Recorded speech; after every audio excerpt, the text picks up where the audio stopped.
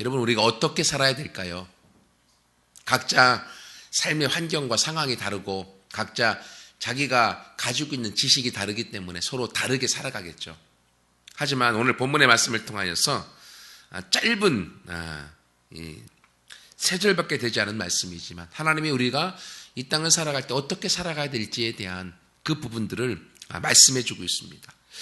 첫 번째는요, 우리가 어떻게 살아가야 되는가 하면 하나님의 말씀을 가지고 살아야 된다라고 말씀하고 있습니다. 무엇을 가지고 살아야 된다고요? 하나님의 말씀을 가지고 살아야 된다. 오늘 본문의 말씀해 보세요. 9절에 보면 이 말씀을 마치시고 예수님께서 십자가에 달려 돌아가시고 부활하시고 40일 동안 제자들과 함께하면서 이제 마지막 유언의 말씀, 마지막 지상명령의 말씀, 사명의 말씀을 제자들에게 다 이야기하고 말씀을 마치시고 난 다음에 예수님이 이제 하늘로 승천하여 올라가십니다. 여러분, 예수님은 이제 가셨습니다. 예수님은 눈에 보이지 않습니다. 제자들에게 나머진 것은요, 예수님이 없습니다. 무엇만 남겨졌습니까? 예수님이 하셨던 말씀만 남겨져 있습니다. 그리고요, 그 말씀을 통하여서 제자들에게 주신 주님의 사명만 남아져 있는 것입니다. 여러분, 그러므로 우리가 이 세상을 살아갈 때 그러면 예수를 믿는 모든 사람들은 무엇을 가지고 살아가야 되겠습니까? 우리에게 남겨진 것은 예수님이 아닌 예수님이 하셨던 말씀만 남겨져 있고 그분은 이미 승천하여 눈에 보이지 않는 상황 가운데 있지 않습니까? 여러분, 제자들에게 남겨진 것은요, 오직 말씀밖에 없습니다. 마찬가지입니다. 우리가 이 세상을 살아갈 때 우리는 어떻게 살아가야 되겠습니까? 각자 상황이 다릅니다. 환경도 다르고요, 터지는 문제들도 다르고요, 염려거리들도 다르고 근심하는 것도 다릅니다. 우리들 생각 속에 그런 고민거리들이 많이 있고 넘지 못하는 문제들 때문에 우리가 괴로워하고 힘들어할 때도 많이 있습니다. 그러다 보면 우리가 어떻게 살아가야 될 것인가 고민하지만 답은 없고 고민만 하다가 우리가 스스로 자포자기할 때가 우리도 경험합니다. 하지만 여러분, 아무리 힘든 상황이 있다 할지라도요, 예수를 믿는 사람들에게는 주님이 말씀하십니다. 너희에게 남겨진 것은 문제가 아니다. 너희에게 남겨져 있는 것은 염려거리와 근심거리가 아니다. 너희에게 남겨져 있는 것은 상처가 아니라 내가 너희에게 주었던 말씀이 남아져 있다. 그러므로 너희는 어떻게 살아가야 되느냐? 환경을 보지 말고 상황을 보지 말고 내가 너희에게 준 그 말씀을 가지고 살아라. 말씀이 너의 삶을 인도해 갈 것이고 그 말씀이 내 인생을 역전시킬 것이고 그 말씀이 너와 너의 가정과 가문을 바꿀 것이고 그 말씀을 통하여서 너의 인생에 새로운 하나님의 능력을 경험하게 될 것이다. 주님이 말씀하시는 거예요. 여러분, 그러므로 이 땅을 살아갈 때 우리가 무엇을 가지고 살아가야 되겠습니까? 우리에게 남겨진 것은 주님의 말씀, 주님이 맞춰놓으신 그 말씀이 우리에게는 남겨져 있습니다. 여러분, 그런데 이 말씀을 가지고 살아갈 때 이 말씀이 우리 가운데 힘있고 그리고 이 말씀이 우리 가운데 영향력 있게 드러나려고 하면 성령이 능력으로 우리 가운데 오셔야 됩니다. 그래서 예수님이 말씀하십니다. 제자들에게 너희가 이제 내가 너에게 말씀을 다 마쳤기 때문에 나는 올라가지만 너희는 이 예루살렘 성을 떠나지 말고 위로부터 능력이 입히올 때까지 성령님이 너에게 올 때까지 예루살렘에서 머물러서 기도해라 라고 마지막 부탁을 하고 예수님이 올라가십니다.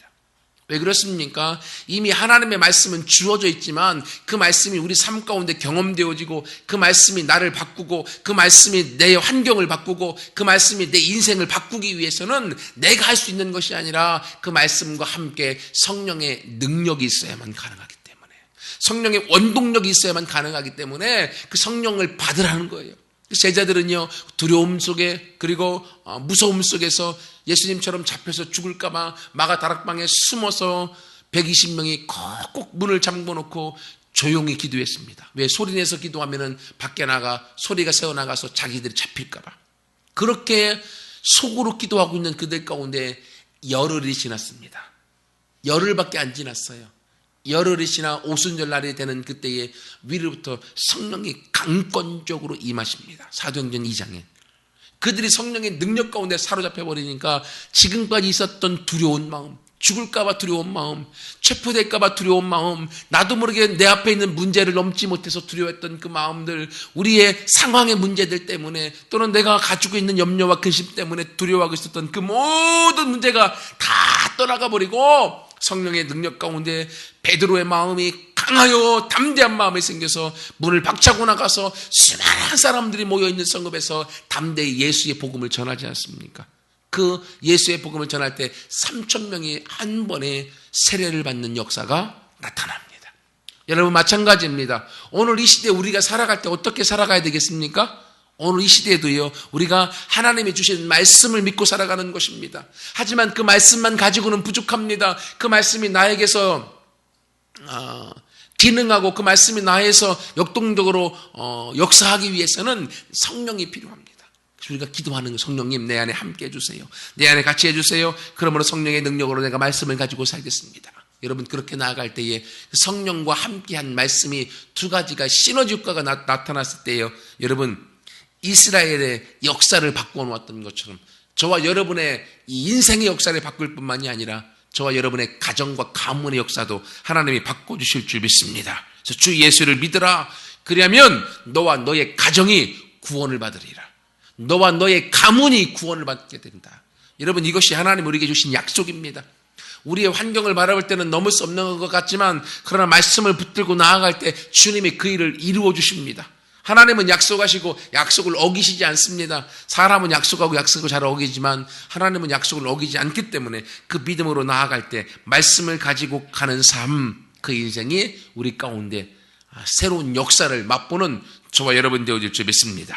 두 번째로 그럼 우리가 어떻게 살아가야 될 것인가? 어떻게 살아가야 될 것인가? 이제는 하나님만 집중하여 바라보고 살아가야 됩니다. 하나님께 올인하고 살아가라는 거예요. 여러분 본문의 말씀 보세요. 9절에 보면 이 말씀을 마치시고 그들이 보는데 올려져 가시니 구름이 그를 가리어 보이지 않게 되더라. 예수님이 더 이상 보이지 않습니다. 지금까지 3년 반 동안 함께 하셨던 예수님 없어져 버렸습니다. 제자들의 마음이 얼마나 공허할까요? 제자들의 마음이 의지할 분이 없어진 것입니다. 고아처럼 내팽개친 마음을 갖고 있습니다. 너무 나 혼자밖에 없다라고 하는 그 마음속에 그들이 떨어져 있습니다. 여러분 그때 주님은 무엇라고 말씀하십니까? 주님은 보이지 않기 때문에 그들이 어떻게 살아가야 되느냐? 여러분 본문의 말씀 잘 보세요. 9절에 그들이 보는데 올려져 가시니 예수님이 스스로 올라가시는 것이 아니라 누군가 예수님을 올려 갔다고 하는 겁니다. 또다시 나옵니다. 11절 보십시오. 이르되 갈릴리 사람들아 어찌하여 서서 하늘을 쳐다보느냐? 너희 가운데서 하늘로 올려지시니 예수님이 스스로 하늘로 올라가시는 것이 아닙니다. 누군가에 의하여 올려져 갔습니다. 누군가 예수님을 하늘로 올리셨다고 하는 거예요. 그 누군가가 누굽니까? 하나님이요. 여러분 성경에 보면요, 죽음을 보지 않고 올려진 이 세 분이 있습니다. 첫 번째 창세기 5장에 보면 에녹이 나와 있죠. 에녹이 300년 동안 하나님과 동행하더니 그가 죽음을 보지 않고 하나님이 그를 데려가심으로 이 땅에 더 이상 존재하지 않았다. 에녹이 스스로 자기도 죽지 않고 자기도 올림 받기를 원했던 것이 아니라 하나님이 그를 데리고 가시는 것입니다. 엘리야도 마찬가지입니다. 하나님이 엘리야를 불병거와 불말을 보내서 그를 데리고 올라가셨으므로 엘리야가 더 이상 이 땅에 있지 않았습니다. 여러분 무엇을 말합니까? 에녹도 마찬가지고 엘리야도 마찬가지고 예수님도 죽음을 보지 않고 승천하여 하늘로 올라가셨는데 자기들 스스로 올라간 것이 아니라 하나님에 의하여 올림받아 올라갔다고 하는 거예요. 여러분 이 땅에서 죽음을 보지 않고 그리고 하나님 나라로 올려지는 것만큼 큰 기적이 어디 있겠습니까? 여러분 그러나 이 기적을 에녹이 행한 것이 아니요, 엘리야가 행한 것이 아니요, 예수님이 행한 것이 아니요, 하나님이 그들을 데리고 올라가셨다고 하는 거예요. 여러분 이렇게 죽음을 보지 않고 하늘로 올려지도록 만드셨던 하나님께서요, 오늘날 저와 여러분을 사랑하셔서 어떤 방법으로든지 예수님을 만나게 하시고 함께 한 믿음께서 같이 예배를 드리면서 주님을 섬기게 만드셨다고 하는 거예요.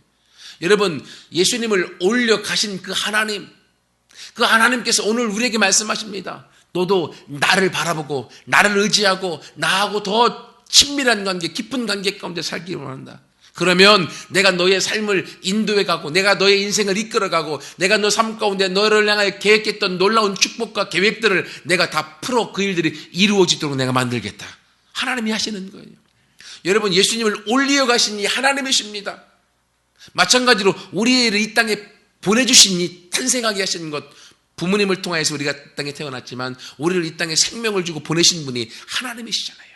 이 땅에 우리를 보내주신 그 하나님이 우리와 동행할 뿐만이 아니라 우리의 삶을 향한 최고의 축복된 길을 하나님이 계획해 놓으셨습니다. 여러분, 그러면 우리가 하나님 앞에 우리가 더 친밀하게 가까이 나아가고 하나님을 사랑함으로 그분과 말씀으로, 기도로, 찬양으로, 그리고 우리 마음을 드림으로, 말씀을 의지함으로 하나님 앞에 가까이 나아가 하나님께 올인할 때에 하나님이 저와 여러분의 삶과 인생을 가장 행복으로 이끌어 가실 줄 믿습니다. 그러면 어떻게 우리 인생을 살아가야 되겠습니까? 하나님 집중으로 살아가야 됩니다. 여러분, 저 같은 경우도요, 제가 신앙에 지금 1대입니다. 저부터 우리 가문이 신앙생활을 시작합니다. 저희 아버지 아직도 예수님을 믿지 않고 계시고요. 큰형님 가족도 아직도 믿지 않고 있고, 작은 형은 믿다가 지금은 또 안 다니고 있고요. 혼자 신앙생활 한다고 하는 것이 얼마나 어려운지 힘든지를 지금까지 경험해 오고 있습니다. 지금까지 기도하고 있어요. 근데도 저는 실망하지 않습니다. 왜요? 하나님께서 우리의 가족과 가문을 구원하실 걸 나는 믿기 때문에. 내가 원하는 때는 벌써 구원이 되어야 되겠지만, 지금 바로 당장이라도 구원받았으면 좋겠지만, 그러나 그건 아직 때가 되지 않았다라고 저는 생각하고, 하나님께서는 주 예수를 믿으라, 그러면 너와 너의 가문이 구원을 받겠다라고 약속하셨기 때문에 하나님께서 우리의 가정과 가문을 변화시킬 걸 저는 믿는 거예요. 왜? 말씀대로. 그렇기 때문에 실망하지 않습니다. 지금 당장 변화되지 않는다 할지라도. 그러나 내가 하나님 중심으로 나아갈 때에, 하나님 앞에 올인하여 나아갈 때 그 하나님이 내 삶을 끌어가시고 내 삶 가운데 하나님의 기적을 맛보게 하실 줄 믿습니다. 마찬가지로 여러분 가운데도요, 우리가 우리 인생을 어떻게 살아가야 되겠습니까? 하나님 중심으로, 하나님께 집중하여 함께 살아갈 때에 예수님을 들려 올림받아 하늘로 올라가셨던 하나님이 여러분의 인생을 이끌어서 여러분의 인생을 인도하여 주실 줄 믿습니다. 여러분, 이스라엘을 어떻게 애굽에서 인도하셨습니까? 하나님의 독수리의 날개 위에 그들을 태워서 그들을 데리고 나왔다. 여러분, 마찬가지입니다. 우리 인생이 지금 애굽에 종살이하고 있는 이스라엘처럼, 애굽의 노예처럼 우리가 묶여있을 수 있습니다.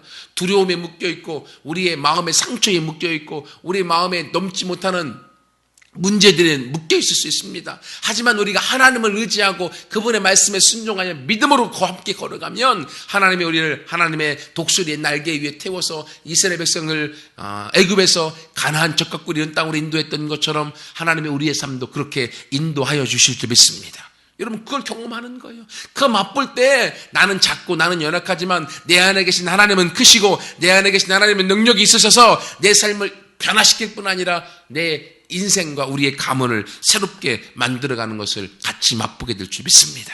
또 세 번째로요, 우리가 어떻게 살 것인가, 그것은 나에게 주어진 현실에 최선을 다하는 삶을 살아야 된다고 하는 것입니다. 이런 본문의 말씀 10절 말씀 보십시오. 예수님이 올라가실 때 제자들이 자세히 하늘을 쳐다보고 있습니다.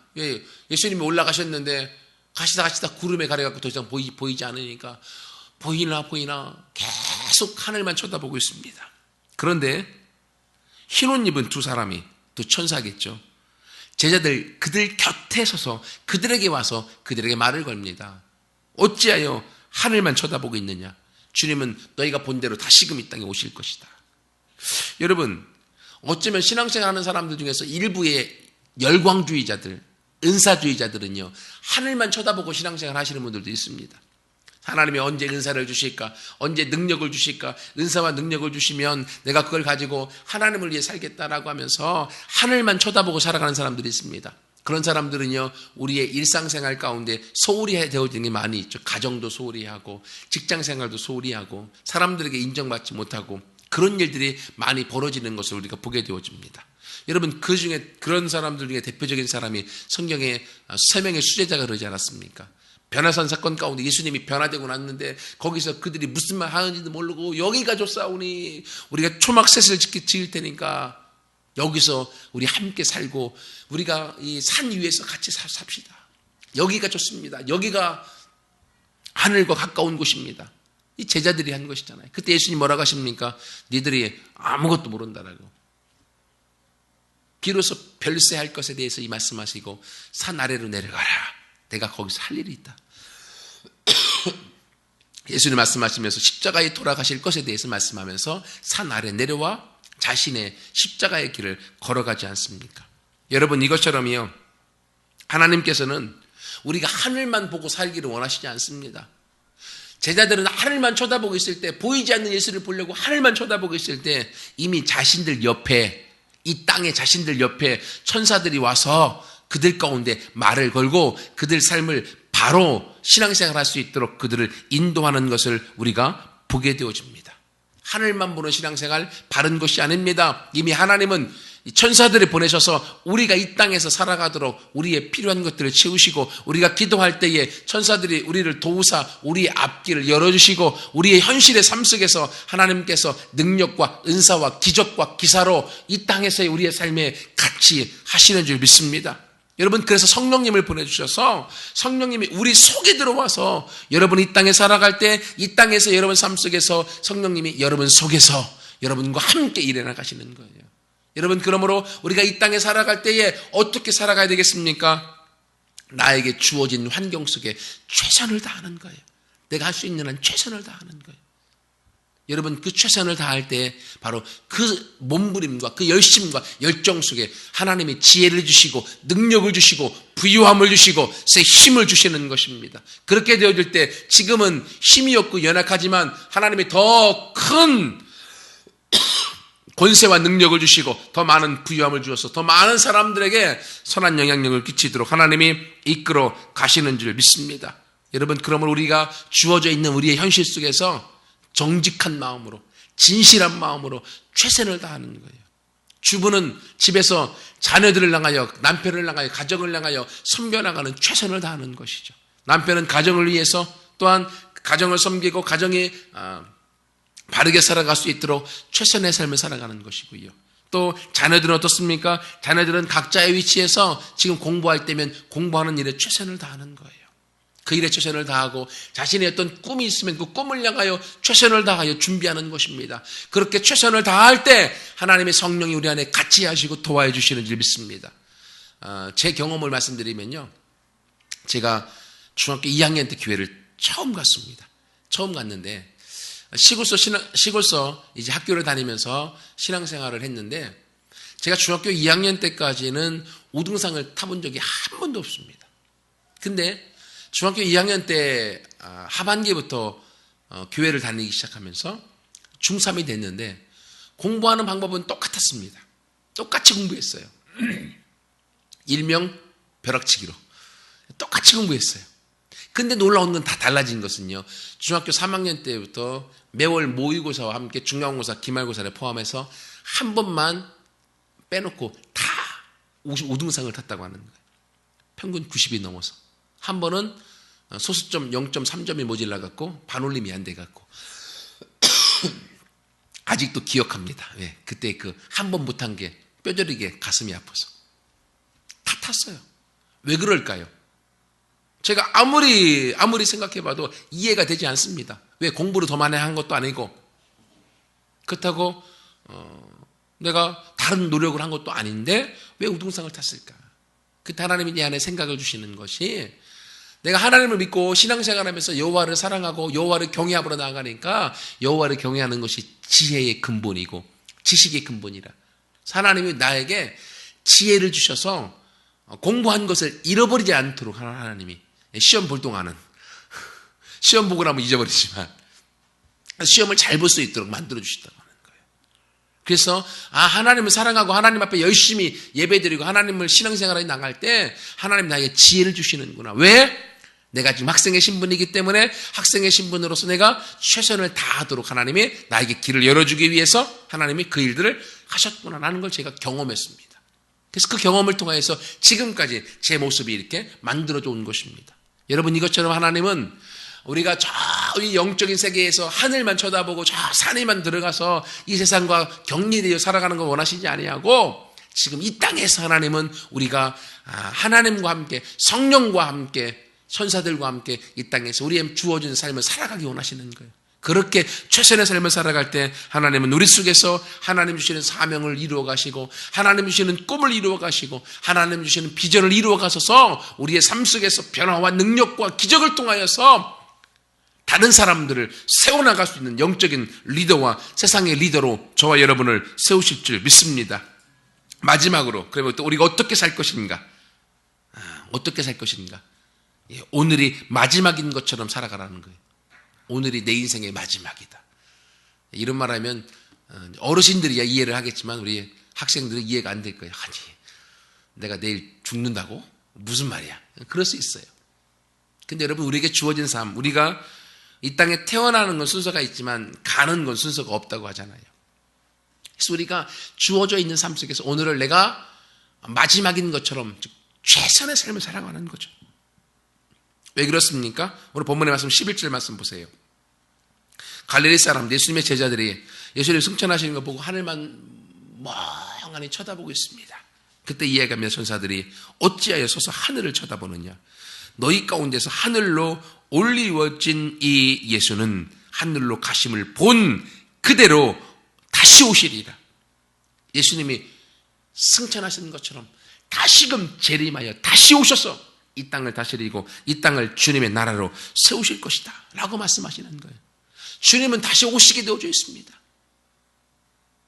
주님 오실 날이 정말로 마지막 때가 되어져서 가까워졌다고들 여기저기서 우후죽순처럼 이야기합니다.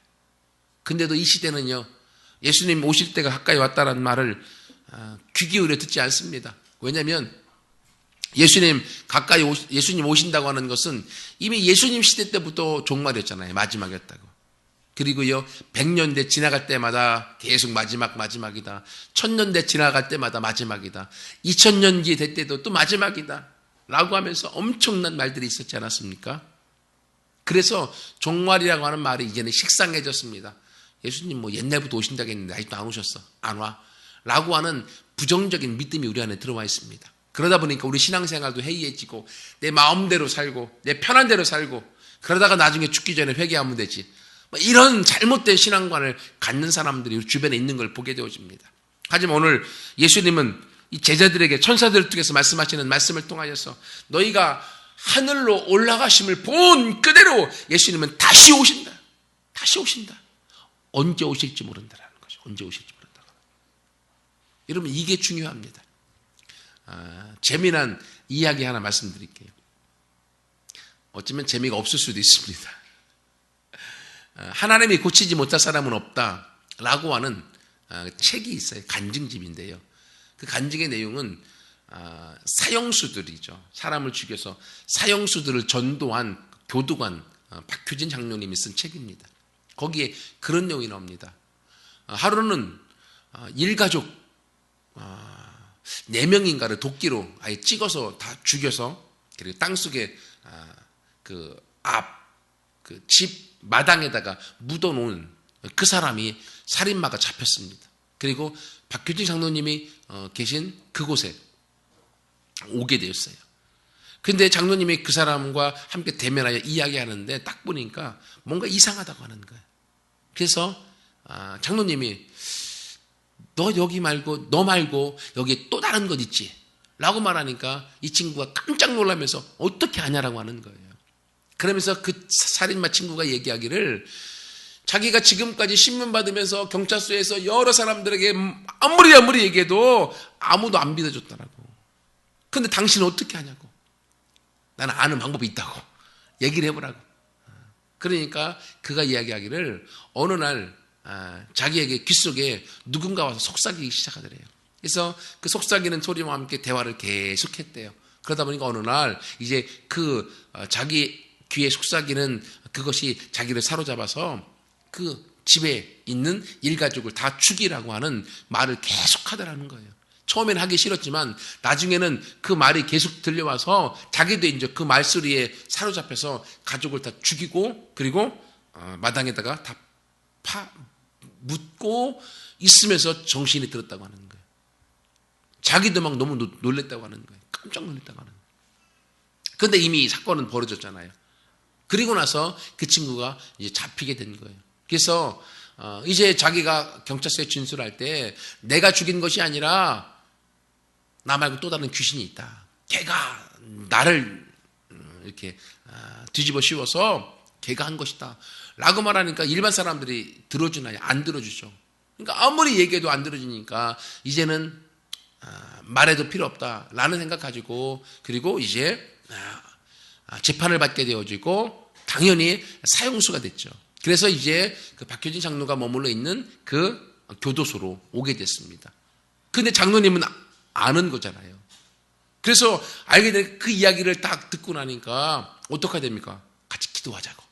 이제 기도를 하는데 이제 눈 감고 같이 기도를 하는데 눈 감고 기도하자 말고 갑자기 번뜩 생각이 드는 거예요. 아니 눈 감고 기도하다가 얘가 또 나를 도끼로 쳐 죽으면 난 죽는데 그래서 눈을 뜨고 이제 기도한 거죠. 막 방언으로 기도하면서 계속 왜냐면 그 귀신이 여기 주변에 있으니까 계속 기도를 했대요. 하고서 이제 그 친구를 병실로 이제 보내면서 그 감옥으로 보내면서 혹시 귀신이 너를 다시금 가까이 찾아오거든 나사렛 예수 그리스도 이름으로 명하노니 더러운 귀신아 떠나갈지어다 라고 그렇게 말하라고 가르쳐 주었어요. 가르쳐 주고서 이제 감옥에 들어갔는데 방옥에 들어가니까 다른 사람들이 다 알잖아요. 얘가 일가족을 도끼로 다 찍어 죽인 살인마라는 거. 그러니까 감옥에 그 방에 처음 들어온 신명임에도 불구하고 아무도 안 건드리는 거예요. 아무도. 왜 건드렸다간 자기도 죽일까 봐. 그래서 하루는 자기가 감옥에서 자고 있는데 그 귀신이 자기를 꽉 사로잡는 거예요. 그러니까 막 너무 막 힘들어서 막 발악을 막 하는데 그때 저걸 해야 될 거 아니에요. 저걸. 그 가르쳐준 기도로 해야 되는데 너무 어려운 거예요. 나사렛 그게 뭔지 몰라갖고 나사렛이 생각이 안 나는 거예요. 기도를 못했다고 하는 거예요. 나중에서 예수 그리스도 이름으로 명하노니 더러운 귀신아 떠나갈지어다 라고 기도하고 자유케 됐는데 막 자기가 그렇게 꿈속에서 잠자면서 발악하면서 싸우는 걸 나머지 사람들은 다 봤잖아요. 다 봤잖아요. 그러니까 어떻게 막 놀래갖고 혹시 귀신이 우리 자기들 죽일까봐 막 두려워서 막 벌벌벌 떨고 있는데 자기가 한 10여 분 싸우다가 깨갖고 정신이 멀쩡한 거예요. 그걸 이제 그 사건에서 장로님이 들었어요. 박효진 장로님이. 그리고 나서 이제 그 병실에 가서 얘기를 한 거예요. 그 감옥에 갇혀 있는 친구들한테 가서 얘기를 하는 거예요. 뭐라고 하는가 하면 얘 안에 귀신 들려갖고 일가족 다 죽인 거 알지? 다 안다는 거예요. 왜? 그 싸우는 모습을 봤으니까요. 근데 지금 얘한테 나갔는데 그 귀신 멀리 안 갔어. 멀리 안 갔어. 예수 안 믿으면 너희들한테 들어갈 수도 있어. 그러니까 그 귀신 자기들한테 들어와서 자기들 가족 죽일까봐. 그래서 자기들 다 예수 믿겠다고 막. 다 손들고서 일가족 다 살인한 그 친구들, 그 같은 감옥에 있는 친구들 다 예수 믿었어요. 그 소문이 또 옆에 방에 있는 또 친구들한테 다 갔을 거 아니에요. 그러니까 박효진 감독님 또 가셔서 하는 말이 야, 이 방에 있는 애들 다 예수 믿었어. 여기서 나간 귀신 멀리 안 갔어. 어디 가겠냐. 니들 방 올 수도 있어. 그러니까 또 옆에 있는 친구들도 다 예수 믿겠다고 또 그래갖고 그래서 많은 친구들이 사형수들이 예수를 믿고 그리고 구원을 얻었다라고 하는 그 얘기를 우스운 얘기지만 그 얘기를 제가 책에서 읽은 적이 있어요. 여러분 이것처럼요. 우리의 삶에 있어서 예수님이 우리 가운데 함께 하실 때 그 예수님이 내 삶 가운데 같이 하고 있다라고 하는 이 종말론적인 신앙, 그분이 나와 함께 하고 있다라고 하는 그 마음을 잃어버리면 우리의 삶의 신앙이 해이해지기 시작하고요. 그러면 그 귀신 멀리 안 가서 우리의 삶 속에도 영향력을 미칠 수가 있다고 하는 거예요. 여러분 그러면 우리가 날마다 예수님이 하늘로 올라가심을 본 그대로 다시금 내려오시는 것을 우리가 알기 때문에 그날이 언제일지 모르기 때문에 매일매일 우리가 주님을 사랑하는 믿음을 가지고 주님을 의지하는 믿음을 가지고 오늘이 마지막인 것처럼 하루하루 하나님 앞에서 살아가게 되어질 때에 그 삶을 하나님이 기뻐하셔서 마침내 그 사람을 통하여서 하나님이 크게 쓰시고 하나님께서 위대한 자로 세운 바 되어서 이 땅에서 다른 많은 사람들을 가르치고 세우고 영향력 있게 쓰임 바 되는 사람들로 우리를 세우실 줄 믿습니다. 말씀을 마무리하겠습니다. 우리가 어떻게 살아야 된다고요? 이 땅에 살아갈 때에 하나님의 말씀을 가지고 살아가고 하나님만 집중하여 하나님께 올인하여서 살아가고 우리에게 주어진 현실에 우리가 각자 위치에서 최선을 다하여 살아가면서 오늘이 내 인생의 마지막인 것처럼 후회하지 않는 삶을 살도록 우리가 함께 나아갈 때 하나님은 그 모습을 보고서 우리 가운데 성령을 도와시고 은혜와 능력을 도와셔서 우리 안에 넘쳐나도록 하실 줄 믿습니다. 함께 예배드리는 모든 분들이 그 삶을 함께 같이 이 땅에서 같이 누리도록 우리가 어떻게 살 것인가 오늘 말씀을 꼭 기억해서 함께 그 삶을 걸어가서 같이 열매 맺고 영광 돌리는 모두가 되도록 축복하면서 함께 말씀을 마치도록 하겠습니다. 같이 한번 기도합니다.